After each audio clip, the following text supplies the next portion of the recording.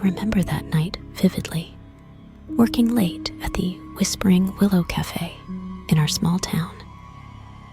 It was the kind of place where everyone knew each other, a cozy sanctuary with the aroma of coffee and baked goods filling the air. I was there alone, as usual for the late shift. The cafe had an old-world charm, with its dim lighting and vintage decor. That evening, the town was quieter than usual, with a thin mist enveloping the streets, giving everything an ethereal quality. Little did I know, the serenity would soon be shattered. The evening was ending, and the cafe had been deserted for hours. The only sound was the soft hum of the refrigerator and the occasional clink of my coffee cup. That's when he walked in, just as I was about to flip the closed sign.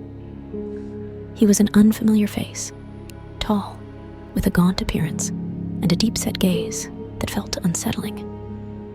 His clothes were slightly disheveled, and he carried a sense of unease around him. He ordered a coffee, his voice barely above a whisper, and chose a corner seat from where he could clearly observe me. As the minutes ticked by, his presence grew more unnerving. He sipped his coffee slowly, never taking his eyes off me, his expression unreadable. The cozy cafe suddenly felt too big, too empty. Time seemed to crawl as I began the closing routine, wiping down tables and stacking chairs. Glancing over at the man, I noticed he hadn't moved, his coffee barely touched.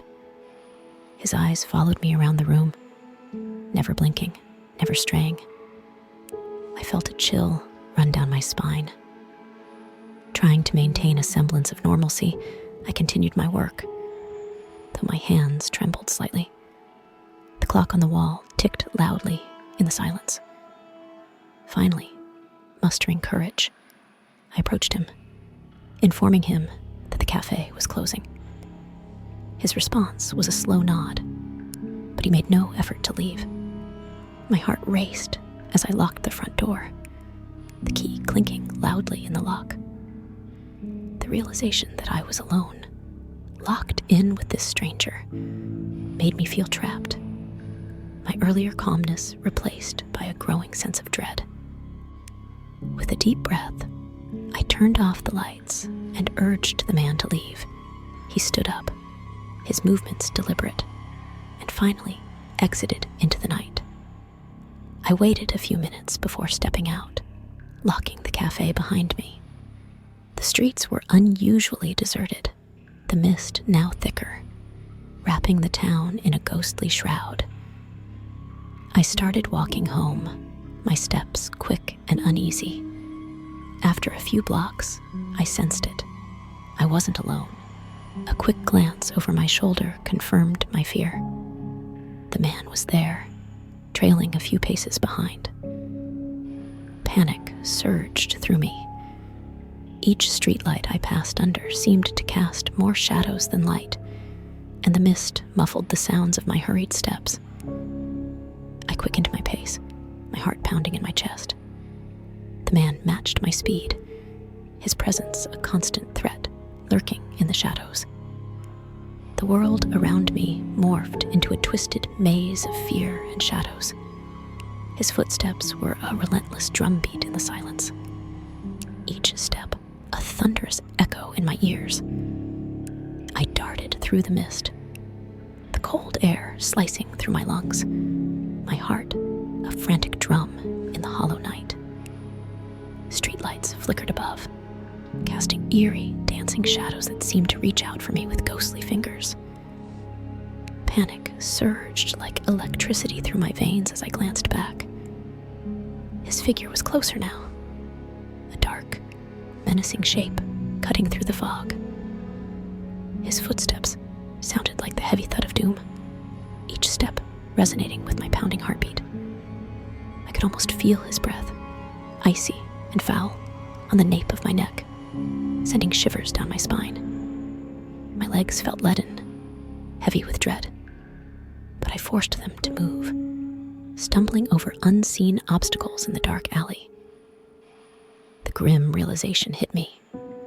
He was toying with me, savoring the chase. His presence, an oppressive force that threatened to engulf me in darkness.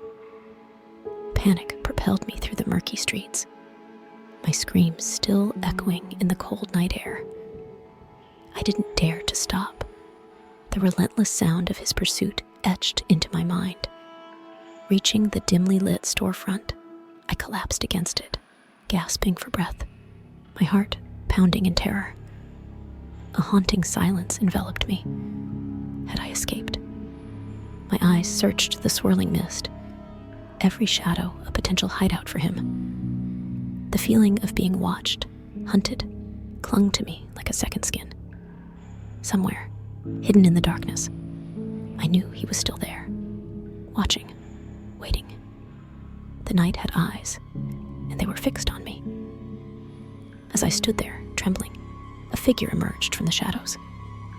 Relief washed over me at first. "Are you okay?" he asked, concern in his eyes. Very quickly, however, relief turned to horror as another figure appeared behind him. The unmistakable silhouette of the man who had been following me. Their eyes met, a silent understanding passing between them. My heart sank. They were together in this sinister game. I had accepted my fate. I had accepted that tonight may be my last.